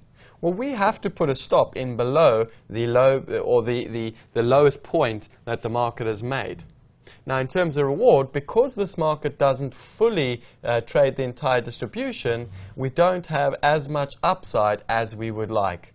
So the risk reward is skewed toward a one-to-one type play. Let's have a look at the second example so I can show you when we do have the easier of the two options, why this option gives us far better risk reward opportunity. So in the second example, as you can see, this is the rotation. So in terms of the execution style, once that market re-enters the range, we're then looking for buy-side trades. Now again, note how this market actually ended up stopping us out. So again, this trade strategy did fail in this example before eventually giving us potential upside. So it is important to understand and differentiate between the two different variations of the wide initial balance. In this example, there's a much lower probability of success. However, we do still want to take the trade as the risk reward is there. And we won't know that this has failed until the end of the day. So we cannot assume that the market will do this type of a pattern instead of the full distribution. Now let's take a look at what the more successful, profitable strategy would look like. As you can see in this example, the market has a wide initial balance and a wide initial balance, and the market, ultimately the cash opens, it tests to the downside, and once it fails, the next TPO, being the endprint, re-enters the previous or the initial range, and we then rotate all the way to the other side. Again, in this example, note how we would have, say, roughly a 10 price stop, and we would have a target towards the upside anywhere around the top end of the distribution, maybe even an extension, and notice how that would give us potential for a 60-tick target. So this is important to understand because this illustrates why we take the trade regardless of what we think the outcome may be. the risk reward is there when it works. When it doesn't work, we are losing a bit, yes. But when it does work, which occurs more often than not, we are making a success of it. This is then our strategy 6, the wide initial balance. Remember to learn to differentiate between what wide means. Once you've done that, make sure you interpret your execution style, your management style, and then also your expectation style. With this trade, a lot of, what this trade is all about is the psychology of the trade. And what tends to occur, because we get this very aggressive wide move initially, market participants tend to be a little bit, almost, a little bit too aggressive, or they come in with maybe a fundamental bias in their mind, looking for short side trades only, or looking potentially for long side trades only. And as a result, what tends to occur is they miss the bigger picture, which is that we have a wide initial range. So make sure you manage the sort of emotions that you can expect to see on the day type where you have a wide initial range. That then concludes our momentum strategies. Let's now go and take a look at the replay example of the 10-year German Bund. Welcome back to the replay series for the 6th of our 11 unique trade strategies we're going to discuss, and this is the wide initial balance distribution.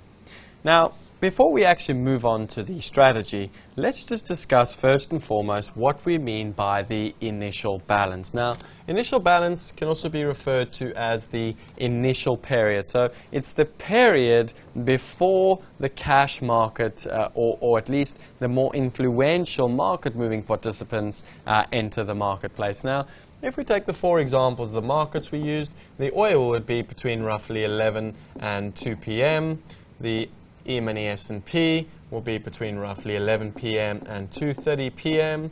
The Euro-dollar FX would be between roughly 11 p.m. and 8 a.m. And then the German Bunds will be between 7 and 8 a.m. Now, as you can see, it's not the initial period or the initial balance shouldn't be an exact definition. It should more be the period during which those influential participants are not there. So it may vary. You might find that for a period of 6 months or a year that the oil tends to see very influential participants start coming in earlier than you expect.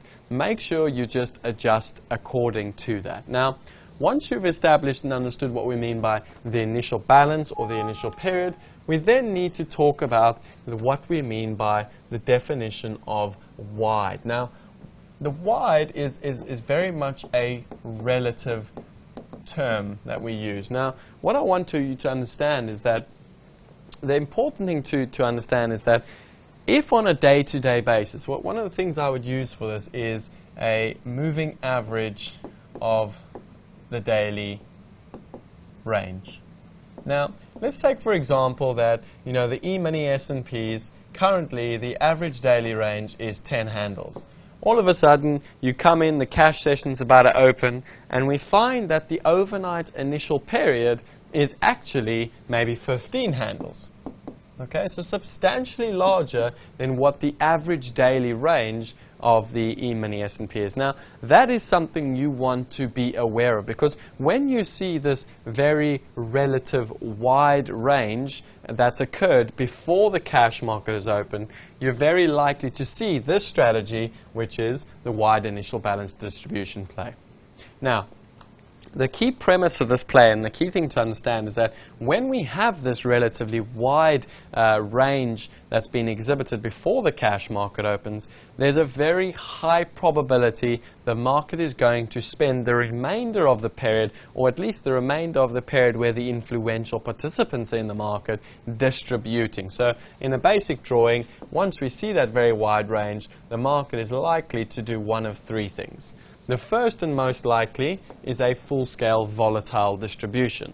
So what we mean by that is that the market will open and range within that range for most of the day, but it will do it in a volatile manner. And the reason is simple. When we get such a wide range initially, what tends to happen is you tend to get a lot of almost false momentum. So players will be looking to short at lows, looking for continuation, and they then get trapped and need to reverse.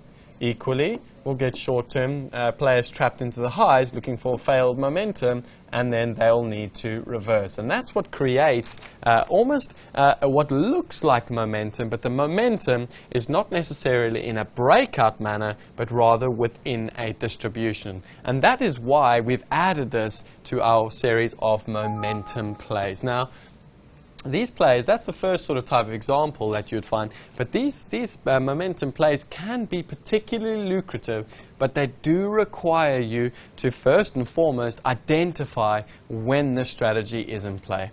Now, the other two typical patterns you can expect to see is where, again, we have a wide balance, but this time round, however, the market tends to distribute in a much smaller range toward the upside, and in the second example, a much smaller range toward the downside. Now, what we're going to do is we're going to look at the example where we have a volatile distribution throughout the entire day's range. So I can show you guys how quickly the market can move from high to low and low to high, and show you that in this instance, if you identify the strategy early enough, the risk reward is there to fade the failed perceived momentum. So let's go through the play and see what it looks like over the course of the day. So as you can see in this example, just to paint some context, the average daily range was roughly 70 ticks. And as you can see, the market comes in, we trade from 160.60 all the way down to the 159.75. So let's just go back a brief moment and have a look how the market played out from the start. So the market opens up, we very aggressively move down within the first hour of trade. So we know that the initial balance in the Bund is from 7 to 8 a.m. Now, the cash market comes in with the M print, as we can see, and the M print straight away, if we pause that, the M print straight away moves and breaks the initial balance low, and then we get this perceived momentum. So it's almost like, you know, we get a lot of shorts entering short below that 159.90, looking for a continuation of this perceived initiative or this perceived momentum. So straight away we've got some short positioning in the market. Now, again, that's not altogether a bad trade. However, anyone that's taking that short side trade is unaware of actually the context of the market, which is that what we have done within the first hour of the trade, whilst all the influential players are out of the market, is we've actually done the average daily range within the first hour. So straight away, if you can pick up on this and identify it, you will notice there should be some short positioning from short-term participants in the market at that 159.90. So let's play it now and see, as you can see, how quickly the market gets back above that 159.90. So let's replay. We can see the cash opens, cash comes in. We see a little bit of aggression in the cash market. Cash market takes out the initial balance low. Bang, bang, bang. We start to see the market go bid again. So within the same half-hour period, the cash takes out the initial balance low and makes a new low on the day. But most important, where does it close? Bang! Closes back inside the initial balance. And that is our first early clue, the fact that we close back inside the initial balance. Now notice how quickly, once the market closes back inside the initial balance, how quickly we get that end print scrambling toward the upside. Why? Because firstly, the shorts need to unwind, but more importantly, we're starting to see fresh buyers enter the market. Now notice how in the N and the P print, so within 2 TPOs, we managed to trade almost the entire range of the day. So that's what I was talking about in terms of we get a volatile trading session, a volatile range where the market looks like it's moving very aggressively from one point to another. Now, the key objective and what you need to be looking for in terms of the strategy is very simple. We're looking to buy toward the low sell side and sell towards the upside. This is what the play is all about, guys. If you can manage to do this, you will be effectively taking on some very, very strong risk-reward plays. Now look at it. What's it going to cost you in terms of if we're buying in and around these lows? It's going to cost you a stop out somewhere below that low. So call it 10 to 15 prices. Likewise, if we're selling in and around these highs, what's it going to cost us relative to all of this that we could potentially make? So that's the key of the play. We're looking to see that false momentum. So if we look to this upside now, We want to watch how these S&T prints come into the market. We want to see this false momentum into the upside, and the minute that false momentum disappears, bang, bang, bang, we want to look to hit the market on the short side and trade it back towards the lower end of the distribution. So that's the key, guys. Look for that failed momentum, just like we saw on the downside, just like we saw on the upside, and look to go against that momentum. It's a very brave strategy, because it's one of those strategies where you're going up against the majority. You're going up against, you know, what the short-term momentum is. But remember, sometimes the hardest trades are those trades that go up against the obvious. And that is why this hard trade, if we sell up here and we buy up here, that is why these trades give us the reward. That's why they give us the reward. That's the key to the strategy. You need to be brave, you need to be executing against the market, and you need to be initiating trades that sometimes might make you feel a little bit uncomfortable. So in terms of the characteristics, it's very key. We're looking for that wide initial balance. We're looking for the market to show us the false momentum to the upside, to the downside. In terms of execution, we need to be aggressive. The minute we got above that first initial balance low, we have to hit the bid. We have to be aggressive. Why? Because, like I said, the market is volatile once it re-enters. It's volatile once it turns. So you have to hit at the market. You don't want to be passive in this trade setup.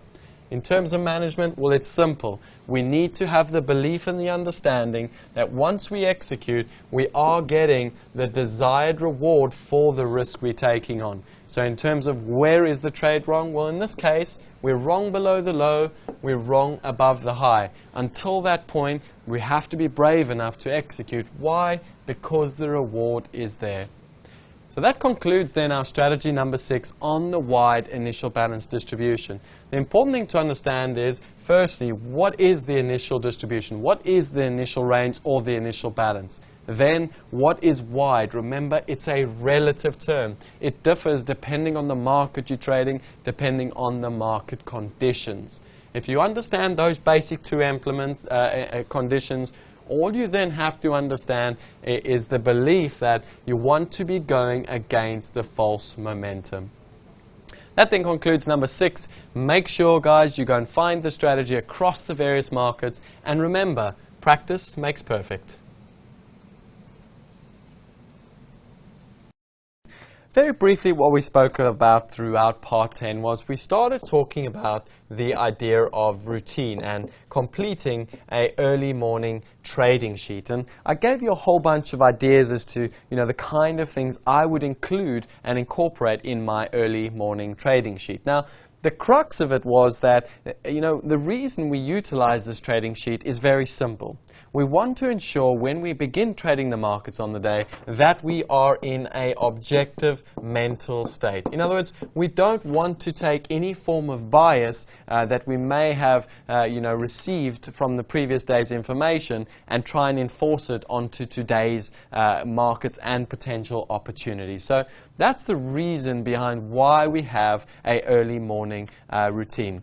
I then went over an example of how I would complete a volume profile template.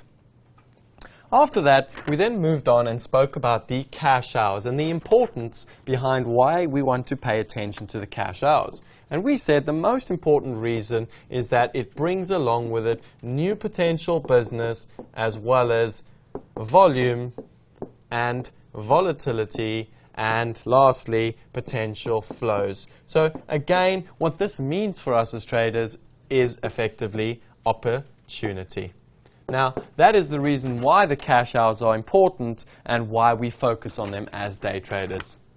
We then moved on and we started and began talking about our series of momentum trade strategies, and we spoke about the open drive, where the market opens and it drives in one direction and we tend to hold that momentum and initiative throughout the course of the trading session. We also mentioned how imperative and important the opening price becomes.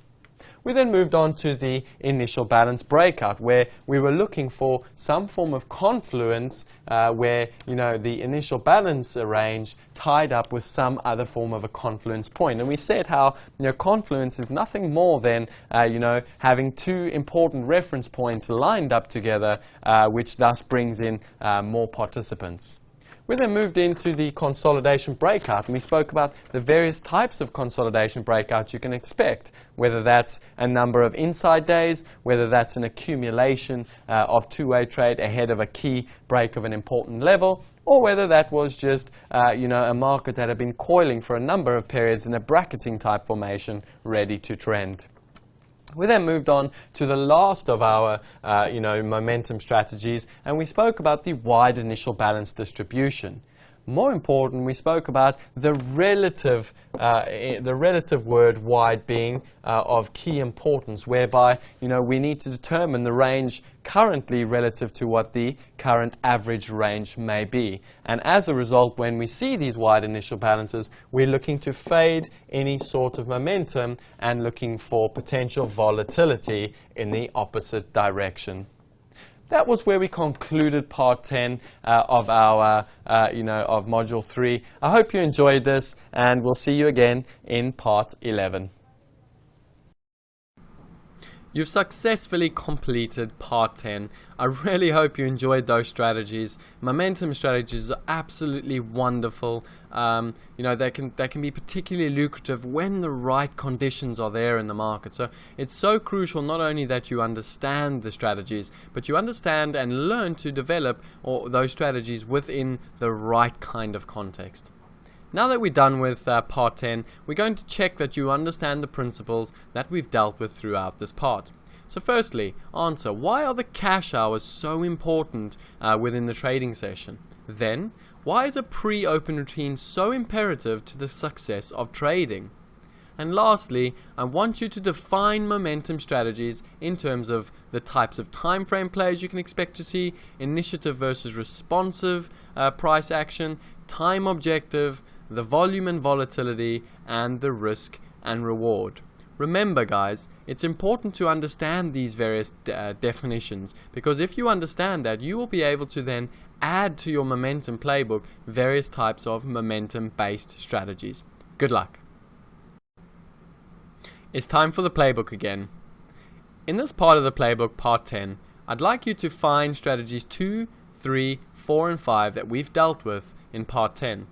So, I want you to go into the E-mini S&P, the German Bund 10-year, the WTI NYMEX oil, and the Eurodollar FX, and I want you to find firstly the open drive, the initial balance breakout, the consolidation breakout, and the wide initial balance distribution. Remember, take your time. Understand these strategies one by one. Don't worry about rushing through this. That's not important. What's important is that A, you understand the strategy, B, you understand why you're employing the strategy, and C, you learn how to execute the strategy within the best context.